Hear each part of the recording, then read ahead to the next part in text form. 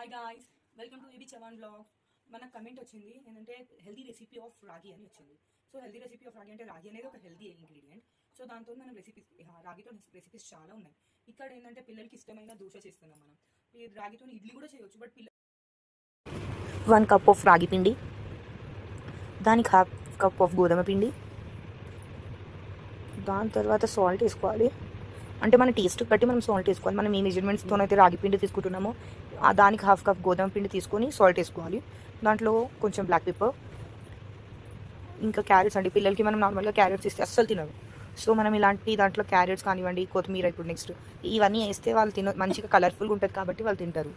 ఇది పిల్లల కోసం కాబట్టి నేను ఎక్కువ ఏం వేస్తలేను. మీరు దీంట్లో కావాలంటే ఆనియన్స్ గిటంగా వేసుకోవచ్చు. పచ్చిమిర్చి, ఆనియన్స్ చాలా ఉన్నాయి మనం వేసుకోవడానికి, వెజిటేబుల్స్ కొన్ని. ఇప్పుడు ఈ బ్యాటర్ ఎట్లా మిక్స్ అవ్వాలంటే మన దోశ పిండి కన్నా కొంచెం లూజ్గా ఉండాలండి. అంటే ఇది రౌండ్గా మనకు రాదు కాబట్టి. సో ఇప్పుడు కొంచెం ఉప్మా రవ్వ మంచిగా రోస్ట్ చేసుకున్న ఉప్మా రవ్వ వేసుకోవాలి. పచ్చి ఉప్మా రవ్వ వేసుకుంటే గడ్డ కట్టేస్తుంది కాబట్టి కొంచెం మనం ఉప్మా రవ్వని కూడా రోస్ట్ చేసుకొని వేసుకోవాలి. ఆ తర్వాత నేను కొంచెం ఒక 2 to 3 డ్రాప్స్ ఆఫ్ ఆయిల్ వేసుకుంటున్నాను దీంట్లో. అంటే నేను 1/2 స్పూన్ వేసుకున్నాను అనుకోండి. ఇక ప్యాన్ మీద ఫస్ట్ మనం కొంచెం ఆయిల్ వేసుకోవాలి. ఆయిల్ వేసుకొని ప్యాన్ మొత్తం స్ప్రెడ్ చేయాలి. స్ప్రెడ్ చేసి వీ నీడ్ టు అంటే తుడిచేయాలన్నట్టు. ప్యాన్లో ఆయిల్ మొత్తం స్టిక్ అవ్వదు. నాన్ స్టిక్ ప్యాన్ అయినా కొంచెం ఇట్లా చేస్తే మనకు దోశ అనేది మంచి కలర్లో వస్తుంది. ఇప్పుడు ఆ బ్యాటర్ ఏదైతే ఉందో ఇది రౌండ్గా అస్సలు రాదండి.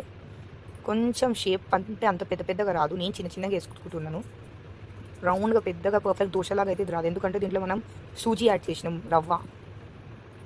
సో మీరు చూడొచ్చు. అంటే లిడ్ వేసేయాలి దాని మీద.